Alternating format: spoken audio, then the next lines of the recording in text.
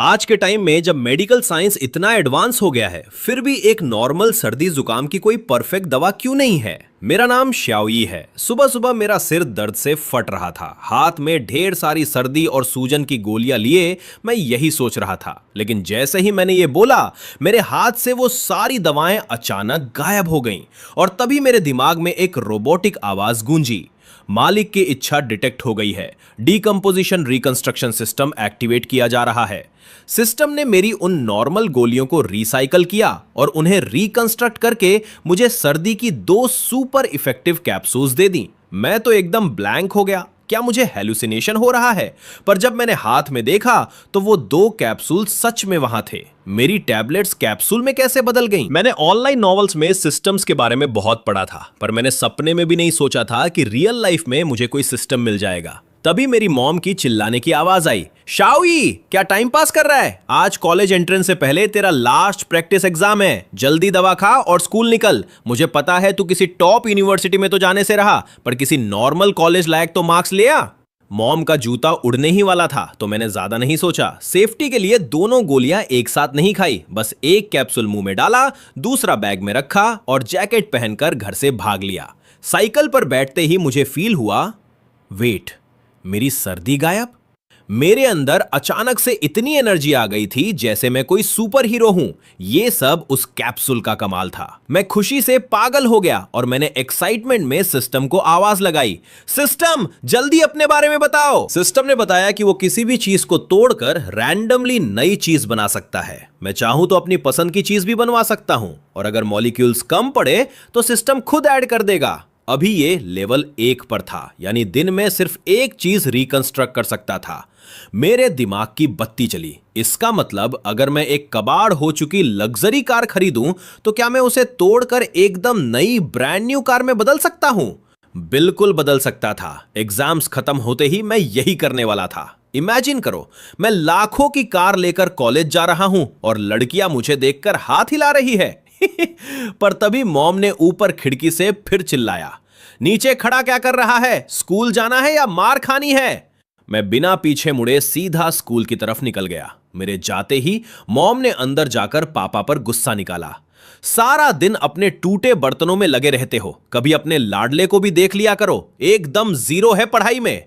खैर, मैं हमेशा की तरह क्लास शुरू होने के एकदम एंड मोमेंट पर पहुंचा और पीछे अपनी फिक्स सीट पर बैठ गया। मेरे दोस्त ने मुझे देखकर कहा, भाई तुझे तो भयंकर सर्दी थी, आज तो मुझसे भी ज्यादा चार्ज्ड अप कैसे लग रहा है? इससे पहले मैं कुछ बोलता, हमारी खड़ूस क्लास टीचर पेपर्स का मोटा बंडल लेकर आ गई। सब रेडी हो जाओ, ये तुम्हारा लास्ट हाई स्कूल एग्जाम है, अपना बेस्ट देना। टीचर की वही पुरानी मोटिवेशनल स्पीच चालू थी। पेपर बटने ही वाले थे कि अचानक फर्स्ट रो के कोने से लगातार और बहुत तेज खांसने की आवाज आने लगी। शांत क्लास में वो आवाज बहुत लाउड थी। वो हमारी क्लास की टॉपर श्याओ जिहान थी। वो बहुत सिंपल रहती थी, बड़े चश्मे और ढीले यूनिफॉर्म में अपना चेहरा छुपा कर रखती थी। बचपन में ही अनाथ हो गई थी, इसलिए उसमें कॉन्फिडेंस एकदम नहीं था और क्लास वाले उसे बदसूरत लड़की बुलाते थे। वो बेचारी हाथ से मुंह दबाकर अपनी खांसी रोकने की बहुत कोशिश कर रही थी। टीचर ने तरस खाकर कहा, श्याओ श्याओ, ऐसे काम नहीं चलेगा, तुम मेडिकल रूम चली जाओ, इस सर्दी से तुम्हारे मार्क्स खराब हो जाएंगे। उन्हें पता था कि वो खुद से कभी दवा नहीं खरीदेगी। तभी मैं अपनी लास्ट बेंच से खड़ा हुआ और एक दमदार आवाज में बोला, मैम, मेरे पास सर्दी की एक ऐसी सुपर दवा है जिससे खांसी तुरंत रुक जाएगी। शायद पहले इसे वो खा लेनी चाहिए। मेरी आवाज सुनते ही पूरी क्लास की नजरें एक साथ मुझ पर आकर टिक गईं। क्लास के सारे लड़के मुझे हैरानी से देख रहे थे, पर भाई मुझे किसी की परवाह नहीं थी। मैं सीधा खड़ा हुआ और एक चौड़ी मुस्कान के साथ क्लास की पहली बेंच की तरफ चल दिया। मेरे हाथ में वो जादुई सर्दी की दवा का पैकेट था। वैसे तो मेरा इस सब से कोई लेना देना नहीं था, पर अचानक मेरे दिमाग की बत्ती चली। सुबह मैंने एक कैप्सूल खाया था और एक बचा था, तो क्यों ना श्याओ जिहान पर इसका एक्सपेरिमेंट किया जाए। अगर ये दवा दूसरों पर भी काम कर गई तो भाई मैं तो फ्यूचर में करोड़पति बन जाऊंगा। हमारी वो सख्त टीचर जिन्हें सब खड़ूस बुलाते थे, वो भी मुझे हैरानी से देख रही थी। उन्हें लगा शायद मैंने क्लास में कोई नई शरारत सोची है। उन्हें पता था कि क्लास के लड़के जीहान को बदसूरत बुलाते हैं और उससे दूर भागते हैं। पूरी क्लास की घूरती हुई आंखों के बीच मैं बड़े आराम से जीहान के पास पहुंचा और पैकेट उसकी तरफ बढ़ा दिया। ये लो, ये दवा बहुत कमाल की है, मैंने भी सुबह यही खाई थी। मैंने झूठ नहीं बोला था, दवा सच में सुपर इफेक्टिव थी। अचानक एक हाथ अपने सामने देखकर जीहान एक पल के लिए सुन्न पड़ गई। उसने अपना मुंह दबा रखा था और सिर नीचे था। फिर उसने बहुत शर्माते हुए सिर थोड़ा सा ऊपर उठाया और मुझ जैसे लंबे और हैंडसम लड़के को देखकर उसका चेहरा एकदम लाल हो गया। वो हिचकिचाई, नाना में सिर हिलाया और धीरे से थैंक यू बोलकर वापस मुंह छुपा लिया। पर जैसे ही उसने सिर हिलाया, उसके वो लंबे बाल साइड में हट गए और बस एक पल के लिए उसका असली चेहरा मेरे सामने आ गया। हालांकि उसने तुरंत सिर नीचे कर लिया था, पर भाई मेरी तो आंखें फटी की फटी रह गईं। खांसी की वजह से उसने अपना वो पुराना सा चश्मा उतारकर डेस्क पर रखा हुआ था और उसी वजह से मैंने उसका वो असली रूप देख लिया। एकदम दूध जैसी गोरी स्किन, कमल के फूल जैसा प्यारा और नाजुक चेहरा। भाई वो इतनी खूबसूरत थी कि मैं लफ्जों में नहीं बता सकता। भाई साहब, क्या मैं सपना देख रहा हूं? क्या यही वो बदसूरत लड़की है? क्या क्लास के सारे लड़के अंधे हो गए हैं या मेरी आंखों में कोई खराबी आ गई है? मैं तो एकदम ब्लैंक हो गया। टीचर को मेरा यह शौक चेहरा दिखा नहीं। वो बोली, शाओ शाओ, जब शाओई दवा दे रहा है तो ले लो, और शाओई तुम अपनी सीट पर जाकर एग्जाम की तैयारी करो। मैंने वो पैकेट धीरे से उसकी डेस्क पर रखा और अपनी सीट की तरफ वापस चल दिया। जैसे ही मैं बैठा, मेरे बेस्ट फ्रेंड ली हुईकुन ने मुझे थम्स अप दिखाया और धीरे से कहा, भाई तू तो महान है, किसी को नहीं छोड़ता। पर मेरा ध्यान उसकी बातों पर था ही नहीं। मेरे दिमाग में बस जीहान का वो चेहरा घूम रहा था। सच बताऊं तो स्कूल की सबसे सुंदर लड़की भी जीहान के सामने कुछ नहीं थी। मुझे पक्का यकीन था कि अगर वो ये ढीला यूनिफॉर्म उतारकर अच्छे कपड़े पहन ले तो वो बड़ी बड़ी हीरोइनों को फेल कर देगी। उधर जीहान ने चश्मा वापस पहना और थोड़ी देर सोचने के बाद मेरी दी हुई दवा खा ली। दवा खाते ही उसका दिमाग एकदम फ्रेश हो गया और गले की खराश तुरंत गायब। उसे लगा ये कोई बहुत महंगी और रेयर दवा होगी। इधर मेरी हालत खराब थी, अब मुझे उस पर पूरा हक जताना था। पर भाई, एग्जाम शुरू हुए 10 मिनट बीत चुके थे और मैंने अपना नाम तक नहीं लिखा था। मेरे अंदर एक ही ख्याल चल रहा था कि इससे पहले कोई और इस छुपे हुए खजाने को देख ले, मुझे इसे अपना बनाना होगा। पर तभी मुझे टेंशन हुई। कॉलेज एंट्रेंस में सिर्फ 1 हफ्ता बचा था। जीहान तो टॉपर है, वो तो देश की टॉप यूनिवर्सिटी में जाएगी और मेरे जैसे मार्क्स के साथ तो मैं उसे कभी दोबारा देख भी नहीं पाऊंगा। मैंने ठान लिया, नहीं, मुझे भी टॉप कॉलेज जाना होगा। मुझे गजब के मार्क्स लाने होंगे ताकि मैं भी उसी यूनिवर्सिटी में जाऊं। मैंने जोश में आकर पेपर देखा, पर भाई अगले ही पल मेरी हवा निकल गई। इंग्लिश के उस पेपर का हर एक अक्षर मुझे समझ आ रहा था, पर जोड़कर क्या मतलब बन रहा था ये मेरे पल्ले नहीं पड़ रहा था। तभी मेरी आंखें चमकी। अरे हां, मैं सिस्टम के बारे में कैसे भूल गया? अब तो मेरे पास पावर है, टॉप करना कौन सी बड़ी बात है। पर मैं जितना मर्जी सोच लूं, मुझे कोई आइडिया नहीं आ रहा था। क्या मैं एग्जाम के बीच पेपर को तोड़कर वापस बना लूं? पर सिस्टम तो दिन में सिर्फ एक ही बार यूज कर सकता हूं और एग्जाम तो कई सारे होने थे। पूरे 2 घंटे मैं यही सोचता रहा। मेरे सामने पेपर एकदम खाली था। बस खड़ूस टीचर के राउंड लगाते वक्त मैंने अपना नाम लिखा था, बाकी पूरा पेपर कोरा। ट्रिंग ट्रिंग ट्रिंग, घंटी बजी और एग्जाम खत्म। मेरा खाली पेपर ले लिया गया। मैं माथा पकड़कर बैठा था कि तभी मुझे लगा कोई मेरे सामने आकर खड़ा हो गया है। मुझे लगा वही बेवकूफ दोस्त ली हुईकुन होगा। अरे यार ली हुईकुन, क्या तू अकेले सूसू भी नहीं जा सकता? हमेशा मुझे घसीटता।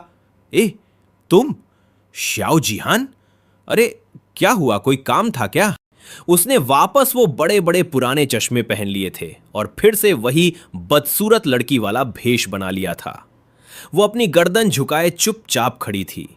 उसने बहुत हिचकिचाते हुए कहा, वो सर्दी की दवा के लिए थैंक यू। मैंने देखा तुमने पूरा पेपर खाली छोड़ा है तो ये लो, ये तुम्हारे काम आएगा। जैसे ही मैंने उसकी तरफ देखा, उसके बालों के पीछे छुपा उसका चेहरा एकदम टमाटर जैसा लाल हो गया। उसने हड़बड़ाकर एक मोटी सी नोटबुक मेरे डेस्क पर रखी और बिना मेरा जवाब सुने वहां से ऐसे भागी जैसे पीछे भूत पड़ा हो। पूरी क्लास ये सब देखकर सन्न थी। कुछ लड़के तो उसे देखकर मुंह बना रहे थे, पर भाई मुझे तो पता था ना कि उस चश्मे के पीछे क्या अप्सरा छुपी है। मैंने वो नोटबुक उठाई। वो उसकी इंग्लिश की नोटबुक थी। उसकी हैंडराइटिंग एकदम साफ सुथरी थी, पर सच बताऊं तो मुझे उन सिंबल्स के अलावा कुछ पल्ले नहीं पड़ रहा था। पर भाई मैंने सोचा, क्या ये प्यार की पहली निशानी है? खैर, दिन का एग्जाम खत्म हुआ और मेरा रिजल्ट, भाई लाइफ का सबसे घटिया। जैसे ही छुट्टी की घंटी बजी, सब अपना बैग पैक करने लगे। मैंने बड़ी सावधानी से उस नोटबुक को अपने बैग में रखा। मेरा दोस्त ली हुई कुन ये सब देखकर अपना सिर खुजलाने लगा। वो बोला, बॉस ये क्या सीन है? तू इस चश्मिश की नोटबुक को इतना संभाल के क्यों रख रहा है? मैंने उसे झाड़ते हुए कहा, अबे ओए, अब से तेरा भाई कड़ी मेहनत करेगा। जा जाकर ब्रांड गोल्ड पी, वरना मैं तो टॉप यूनिवर्सिटी निकल जाऊंगा और तू यही कबाड़ में रह जाएगा।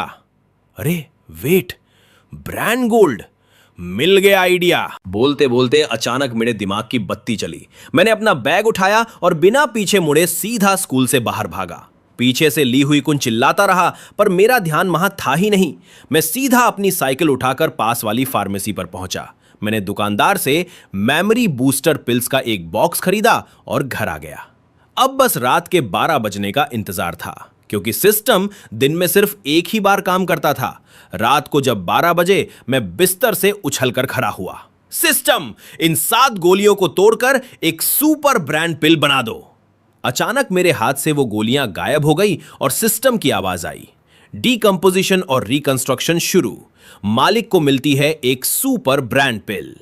मेरे हाथ में एक छोटी सी नीली गोली आ गई। मैंने बिना सोचे उसे निगल लिया, पर भाई 5 मिनट हो गए, 10 मिनट हो गए, कुछ नहीं हुआ।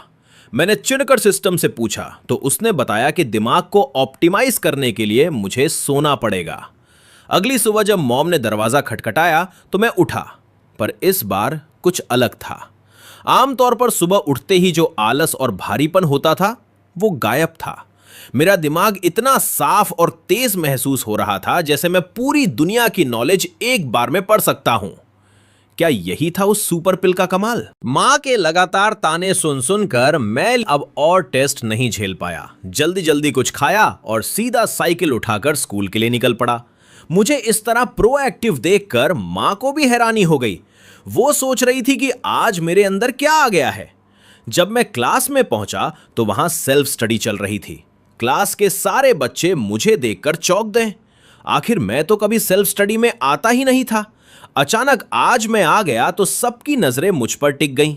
मैंने किसी की परवाह नहीं की, सीधा अपनी सीट पर गया, बैग से नया वाला गणित का टेक्स्ट बुक निकाला और पढ़ना शुरू कर दिया। बस कुछ ही पल बाद मेरे मुंह से अनायास निकल गया, अरे वाह, ये तो कमाल है भाई। मेरी ये अचानक वाली चीख शांत क्लास में इतनी जोर से गूंजी कि सारी नजरें एक साथ मेरी तरफ घूम गई। पर मैं तो पूरी तरह अनजान था।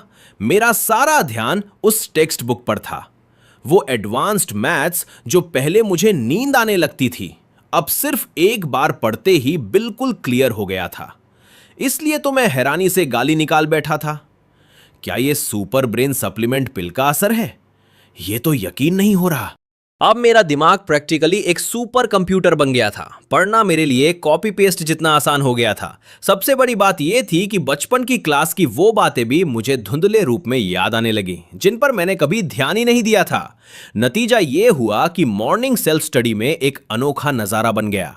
मैं अचानक एक अच्छे स्टूडेंट में बदल गया था। लगातार किताबें पलटे जा रहा था। हालांकि मेरी पन्ने पलटने की स्पीड थोड़ी तेज थी। हर पन्ना ज्यादा से ज्यादा 10 सेकंड के लिए खुला रहता था। बेशक क्लासमेट्स को यह बिल्कुल भी नहीं लगा कि मैं सच में पढ़ रहा हूं। ट्रिंग ट्रिंग ट्रिंग, क्लास की घंटी बजते ही क्लास में हलचल शुरू हो गई। तब तक मैंने गणित की किताब रख दी थी। सारा कंटेंट मेरे दिमाग में कहीं गहराई में उतर चुका था, पर कुछ ऐसे नॉलेज पॉइंट्स थे जो किताब में नहीं थे और जिन्हें मैं पहले पूरी तरह इग्नोर कर चुका था। अभी भी ठीक से नहीं समझ आ रहा था। लेकिन यह कोई बड़ी समस्या नहीं थी, क्योंकि जिसे मैं नहीं समझ रहा था उसे कोई ना कोई तो जरूर समझता होगा। इसलिए अगले ही पल पूरी क्लास की हैरान नजरों के बीच मैं सीधा फर्स्ट रो में श्याओ जिहान के पास चला गया। अपने गणित के नोट्स दे दो। स्कूल के बदमाश लिनी को अपनी तरफ आते देख श्याओ जिहान ने अपने आप ही थोड़ा साइड हो जाने की कोशिश की। भले ही कल मैंने उसे सर्दी की दवा दी थी, पर मेरी जबरदस्ती भरी आवाज सुनकर वो सहम गई और बिना कुछ कहे अपना गणित का नोटबुक मेरी तरफ बढ़ा दिया। नोट्स लेने के बाद मैंने उसे एक हल्की सी स्माइल दी, ज्यादा रुका नहीं और वापस अपनी सीट पर आ गया। क्लासमेट्स अभी भी कंफ्यूज नजरों से मुझे देख रहे थे। मैं जानता था कि श्याओ जिहान के साथ लंबा रिश्ता बनाने के लिए अभी जल्दबाजी नहीं करनी है। अभी मुझे सबसे पहले अपने मार्क्स सुधारने हैं, जल्दी से जल्दी।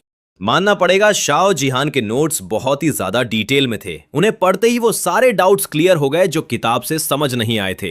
रजिस्टर काफी मोटा था, पर मेरी पन्ने पलटने की रफ्तार फिर वही थी। दूसरी बेल बजने से पहले ही मैंने वो पूरा रजिस्टर खत्म कर दिया था। नोटबुक बंद करते ही मैं तुरंत उठा और वापस श्याओ जिहान के पास गया। उसके उलझन भरे चेहरे को देखते हुए मैंने नोटबुक उसकी टेबल पर रखी और कहा, ये लो, मैंने पढ़ लिया। बाकी सब्जेक्ट्स के नोट्स भी दे दो, मैं क्लास के बाद लौटा दूंगा। मेरी बात सुनकर श्याओ जिहान ने बस सिर हिला दिया, पर उसे रत्ती भर भी यकीन नहीं था कि कोई इतनी मोटी नोटबुक 5 मिनट में कैसे पढ़ सकता है। उसने झिझकते हुए डेस्क के नीचे से अपने सारे नोट्स निकालकर मुझे दे दिए। ओह ठीक है, तुम आराम से देख सकते हो, मुझे कोई जल्दी नहीं है, उसने अपनी नजरें नीची करते हुए कहा। मैंने उन नोट्स का बंडल उठाया और बस एक कहकर मुड़ने ही वाला था कि अचानक रुक गया। मैंने नीचे सिर झुकाए बैठी श्याओ जिहान की तरफ देखा और कहा, पेज नंबर 18 पर वर्टेक्स फॉर्म वाले फॉर्मूले में तुमने एक स्क्वायर छोड़ दिया है और पेज नंबर 31 पर वो a ग्रेटर देन 0 वाला साइन असल में लेस देन होना चाहिए था। इतनी छोटी गलतियां बताकर मैं वहां से सीधा अपनी सीट पर आ गया। श्याओ जिहान वहां सुन रह गई थी। कॉलेज एंट्रेंस एग्जाम में सिर्फ 4 दिन बचे थे और भले ही मेरा दिमाग अब सुपर फास्ट था, पर पिछला इतना सारा सिलेबस कवर करना अभी बाकी था। मुझे एक एक सेकंड का हिसाब रखना था। उधर मेरे जाते ही श्याओ जिहान ने तुरंत अपना रजिस्टर चेक किया। उसकी आंखें फैल गईं। लीन यी ने जो गलतियां बताई थीं, वो सच में वहां मौजूद थीं।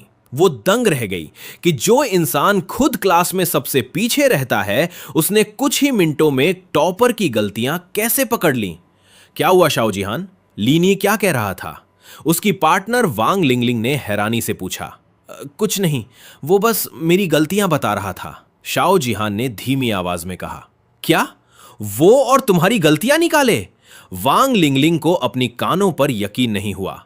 ये तो ऐसा था जैसे कोई नौसिखिया उस्ताद को सिखा रहा हो। पर वो जानती थी कि श्याओ जिहान झूठ नहीं बोलती।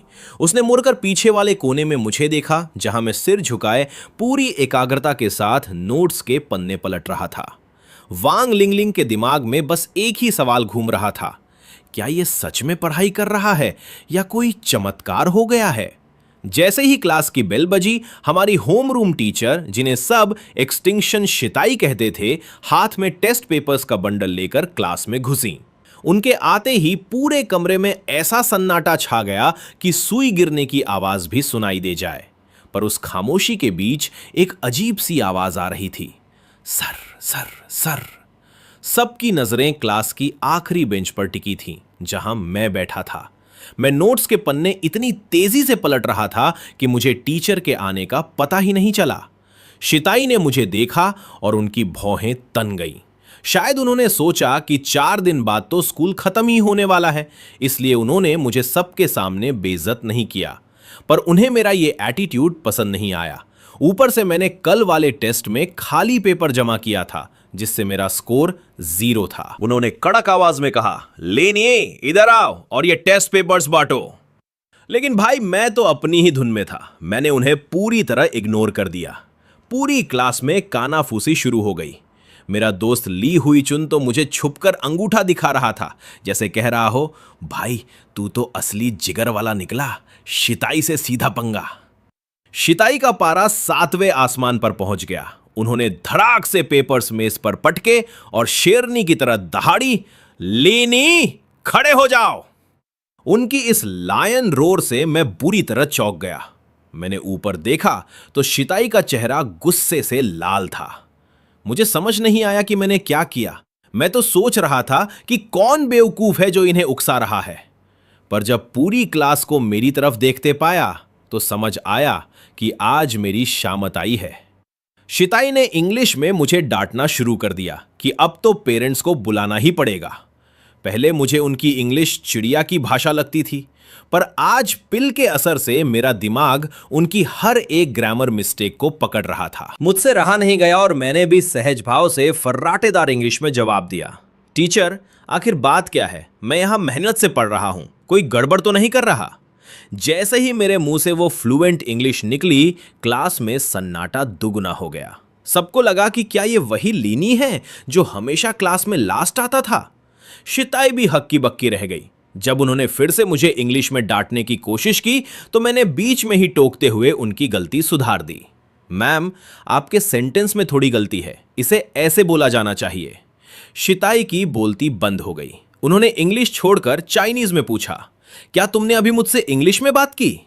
पूरी क्लास मुझे ऐसे देख रही थी जैसे मैं कोई दूसरे ग्रह का प्राणी हूं। मेरा दोस्त ली तो अपना सिर पकड़कर बैठ गया। उसे लगा कि मैंने उसे धोखा दिया है। हम दोनों ने साथ मिलकर कसम खाई थी कि हम कभी विदेशी भाषा नहीं सीखेंगे, पर यहां तो मैं लेवल 8 की इंग्लिश बोल रहा था। शिताई ने खुद को संभाला और मेरा वो खाली टेस्ट पेपर निकालकर टेबल पर रखा। उन्होंने चुनौती देते हुए कहा, ठीक है, अगर तू इतना ही होशियार है तो ये पेपर अभी मेरे सामने दोबारा सॉल्व कर। मुझे लगा कि ये मेरा पढ़ने का कीमती वक्त बर्बाद कर रही है, पर चारा क्या था। मैं स्टेज की तरफ बढ़ा। वक्त बचाने के चक्कर में मैं अपनी सीट पर वापस नहीं गया। जैसे ही मैं स्टेज के पास पहुंचा, पास में ही शाओ जिहान बैठी थी। मैंने बिना कुछ सोचे उसके हाथ से उसका पेन झपट लिया और कहा, जरा उधार देना। शाओ जिहान तो जैसे पत्थर की बन गई। वो अपने पेन को मेरी उंगलियों में और फिर मेरे मुंह में दबे हुए उसके ढक्कन को देख रही थी। उसे इस बात का दुख नहीं था कि मैंने पेन लिया, बल्कि इस बात का था कि मैंने पेन के ढक्कन को दांतों से दबा लिया था। मैंने बिना वक्त गवाए उसकी डेस्क पर ही झुककर धड़ाधड़ आंसर लिखने शुरू कर दिए। पिल का जादू अब पेपर पर उतरने वाला था। क्लासरूम में उस वक्त अजीब सी शांति थी। बस कागजों पर पेन चलने की खुरच खुरच सुनाई दे रही थी। तभी खट! मैंने पेन मेज पर रखा और एक लंबी सांस ली। चेहरे पर एक संतोष भरी मुस्कान थी। मैंने वो टेस्ट पेपर हवा में लहराया और अपनी शौक में डूबी टीचर की तरफ बढ़ाते हुए कहा, लीजिए ओल्ड टीचर, मेरा काम हो गया। मैम ने जैसे ही पेपर हाथ में लिया, उन्हें अपनी आंखों पर यकीन नहीं हुआ। सिर्फ 5 मिनट! इस स्पीड से तो वो खुद भी पेपर सॉल्व नहीं कर पाती। उन्हें लगा होगा कि शायद मैंने कुछ भी लिख दिया है, पर जैसे जैसे उनकी नजरें आंसर पर पड़ी, उनके पसीने छूटने लगे। एक एक जवाब बिल्कुल सही था, और तो और आखिरी इंग्लिश ऐसे इतना लाजवाब था कि उसे किसी मॉडल बुक में छापा जा सकता था। मैंने आराम से पेन का ढक्कन अपने मुंह से निकाला, उसे बंद किया और पास ही बैठी शाओ जिहान की तरफ बढ़ाया। वो बेचारी शर्म से लाल हो चुकी थी। मैंने कहा, शुक्रिया, तुम्हारा पेन काफी लकी है। उसने बहुत ही धीमी और प्यारी आवाज में कहा, नहीं, शुक्रिया की कोई बात नहीं। उसकी आवाज सुनकर मुझे अपने दोस्त ली हुई चुन पर गुस्सा आया। वो इसे बदसूरत बत्तख कहता था। भाई, ऐसी आवाज तो किसी परी की ही हो सकती है। मैम ने मुझे राहत भरी नजरों से देखा और क्लास शुरू की। उन्होंने शाओ जिहान से कहा कि मेरा ऐसे ब्लैक बोर्ड पर लिखे ताकि सब उसे देख सकें। पूरी क्लास में अब भी टीचर पढ़ा रही थी, पर पीछे कोने में मैं फिर से अपनी किताबों के पन्ने सर सर पलटने लगा था। पर इस बार टीचर ने मुझे टोका नहीं, बल्कि उनके चेहरे पर एक अजीब सा गर्व था। बेल बजते ही मैम ने मुझे ऑफिस में बुलाया। ऑफिस पहुंचते ही उन्होंने मुझसे सीधा सवाल किया, लिनी, सच सच बताओ, तुम्हारी इंग्लिश इतनी बेहतर कैसे हो गई? तुम तो मुझसे भी अच्छी इंग्लिश बोल रहे हो। मैंने मुस्कुराकर मजाक में कहा, मैम, ये आपकी मेहनत है और थोड़ा मेरा सुपर दिमाग। मेरी मेमोरी अब इतनी तेज है कि मैं चाहकर भी कुछ नहीं भूल पाता। तभी पास से एक कड़वी आवाज आई, बड़ी बड़ी डींगे हाँकने से जुबान नहीं कटती क्या? अगर तुम्हारी याददाश्त इतनी ही तेज है तो ये पीरियोडिक टेबल 10 मिनट में याद करके दिखाओ। अगर कर लिया तो मेरी क्लास में जो मन आए वो करना। बिना पीछे मुड़े ही मैं समझ गया कि ये हमारा केमिस्ट्री टीचर डोंग जिंगजिंग है। नाम इसका जिंगजिंग था, पर यह है पूरा आदमी। 5.25 फुट का कद, छोटी छोटी चालाक आंखें और हमेशा दूसरों को नीचा दिखाने की आदत। मैंने पलटकर उसे देखा और कहा, ठीक है, शर्त मंजूर है, पर एक बदलाव के साथ। अगर मैंने इसे 5 मिनट में सुना दिया तो आपको पूरी क्लास के सामने कॉन्कर गाना गाना पड़ेगा। डोंग जिंगजिंग को लगा कि मैं हवा में बातें कर रहा हूं। उसने अपनी इज्जत बचाने के लिए 10 मिनट के टाइम को कम करके 5 मिनट कर दिया और शर्त मान ली। उसने अपना फोन निकाला और टाइमर चालू किया। चलो, 4 मिनट 51 सेकंड बचे हैं, शुरू हो जाओ। मैंने उसकी तरफ एक हिकारत भरी नजर डाली और बस 1 सेकंड के लिए उस चार्ट को देखा। मेरा दिमाग उस वक्त एक हाई स्पीड स्कैनर की तरह काम कर रहा था। अगले ही पल मैंने वो चार्ट उसे वापस थमा दिया। वो जोर से हंसा। क्या हुआ, घबरा गए? अक्षरों की पहचान भी नहीं हो रही क्या? मैंने शांति से कहा, टीचर डोंग, जल्दी मत कीजिए, टाइमर देखिए और अब मेरा सुनना शुरू कीजिए। इससे पहले कि वो कुछ और बोल पाता, मेरी आवाज पूरे ऑफिस में गूंजने लगी। Hydrogen, helium, lithium, beryllium, boron, carbon, nitrogen, oxygen, fluorine, neon. Dong Jingjing का चेहरा धीरे धीरे सफेद पड़ने लगा। उसे समझ आ गया था कि उसने आज गलत इंसान से पंगा ले लिया है। 1, 5, 10 गिनती बढ़ती जा रही थी। शुरुआत में तो किसी को कुछ समझ नहीं आया, पर जैसे जैसे एक एक तत्व मेरी जुबान से गोलियों की तरह निकल रहा था, डोंग जिंगजिंग के चेहरे की हवाइयां उड़ने लगीं। 2 मिनट के अंदर मैंने पूरे 118 तत्व बिना एक भी गलती के सुना दिए। वो डोंग जिंगजिंग जो मुझे हमेशा नालायक समझता था, आज बुत बना खड़ा था। उसे यकीन नहीं हो रहा था कि जिस लड़के के केमिस्ट्री में 40 नंबर आते थे, उसने एक नजर में पूरी पीरियोडिक टेबल रट ली।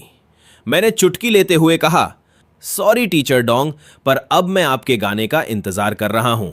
उसने बहस करने की कोशिश की, पर मेरे पास कोई गलती थी ही नहीं। अपनी इज्जत बचाने के लिए वो झेपते हुए बोला, पीरियोडिक टेबल रटने से कोई कलेक्टर नहीं बन जाता। कॉलेज एंट्रेंस एग्जाम में और भी बहुत कुछ आता है। और अपना सा मुंह लेकर ऑफिस से बाहर भागने लगा। मैंने पीछे से आवाज लगाई, टीचर डोंग, क्या आपको गाने के बोल लिखकर दे दूं? वो ऑफिस की दहलीज पर लड़खड़ा गया। उसे भागते देख मेरे चेहरे पर एक टेढ़ी मुस्कान आ गई। आखिर ये वही आदमी था जो बात बात पर मेरे घर फोन मिलाता था। पर असली खलनायक तो अभी ऑफिस में ही थी, हमारी होम रूम टीचर एक्सटिंक्शन शिताई। उन्होंने मुझे शक भरी नजरों से देखा और कहा, सच बता रस्कल, तूने इसे पहले से रट रखा था ना? जब मैंने मना किया तो उन्होंने मेरा लाइव टेस्ट लिया। उन्होंने कोई भी रैंडम किताब उठाई और मुझे एक पेज पढ़ने को दिया। 5 मिनट बाद उनकी आंखें फटी की फटी रह गईं। ये सच था। मैं जो भी एक बार देख लेता था वो मेरे दिमाग में छप जाता था। मैम को मुझ पर गुस्सा भी आ रहा था और प्यार भी। वो सोचने लगी, इस गधे के पास इतना दिमाग था तो इसने पहले पढ़ाई क्यों नहीं की? अब सिर्फ 4 दिन बचे हैं। उन्होंने तुरंत अपनी डेस्क से किताबों और नोट्स का एक पहाड़ खड़ा कर दिया और बोली, ये सब घर ले जाओ और घोट कर पी जाओ। अगर समझ ना आए तो मुझे फोन करो। इन 4 दिनों में तुम्हें सोना नहीं है, बस पढ़ना है, वरना मैं तुम्हें फेल करके अगले साल फिर यहीं बैठा दूंगी। बेल बजी और मैं किताबों का ढेर लेकर क्लास में पहुंचा। डोंग जिंगजिंग वहां पहले से मौजूद थे। उन्होंने मुझे इग्नोर करने की कोशिश की, पर मैं कहां मानने वाला था। मैंने मुस्कुराकर कहा, टीचर डोंग, मर्द की जुबान की कीमत होती है। डोंग जिंगजिंग ने मन ही मन मुझे 100 गालियां दी होंगी, पर पूरी क्लास के सामने मुस्कुराकर बोले, बच्चों, 4 दिन बाद आपका एग्जाम है। मैं चाहता हूं कि आप इस एग्जाम को कॉन्कर कर लें, इसलिए आज मैं आपके लिए एक गाना गाऊंगा। I was conquered by you like this. पूरी क्लास झूम रही थी, पर मैं जानता था कि यह उनकी मजबूरी थी। खैर, मैंने ज्यादा जोर नहीं दिया। मेरे पास पढ़ने के लिए बहुत कुछ था। उधर ऑफिस में मैम ने मेरी मम्मी को फोन लगा दिया। मेरी माँ, जो काम में बिजी थी, टीचर की तारीफें सुनकर सन्न रह गई। उन्हें लगा वो कोई सपना देख रही हैं। उन्होंने तुरंत पापा को फोन किया। अजी सुनते हो, टीचर का फोन आया था। हमारा बेटा कोई कांड नहीं कर रहा, बल्कि वो तो उसकी तारीफों के पुल बांध रही थी। दिन बीत गया। मैंने एक ही दिन में हाई स्कूल का आधा सिलेबस खत्म कर लिया था। जब मैं घर पहुंचा तो मम्मी पापा अभी काम से नहीं लौटे थे। मैंने सोचा चलो आज उनके लिए खाना मैं ही बनाता हूं। जैसे ही मैंने किताबें कॉफी टेबल पर रखी, मेरी नजर वहां रखे एक छोटे से बक्से पर पड़ी। उसमें मिट्टी और चीनी मिट्टी के टूटे फूटे टुकड़े भरे थे। ये मेरे पापा का शौक था। उन्हें पुरानी चीजें और प्राचीन अवशेष इकट्ठा करना पसंद था, पर पैसे की कमी की वजह से वो असली कीमती चीजें नहीं खरीद सकते थे। इसलिए वो बाजार से 2-4 रुपए में ये टूटे हुए टुकड़े ले आते थे। पहले मुझे इन चीजों में कोई दिलचस्पी नहीं थी, पर आज जैसे ही मैंने उन टुकड़ों को देखा, मेरी आंखें चमक उठीं। मेरे पास डिसेंबली और रिकंस्ट्रक्शन सिस्टम था। इसका मतलब था कि मैं इन टूटे हुए टुकड़ों को जोड़कर फिर से असली और कीमती बना सकता था। मैंने मन ही मन सोचा, अरे भाई, ये तो सीधा सीधा पैसा छापने की मशीन है।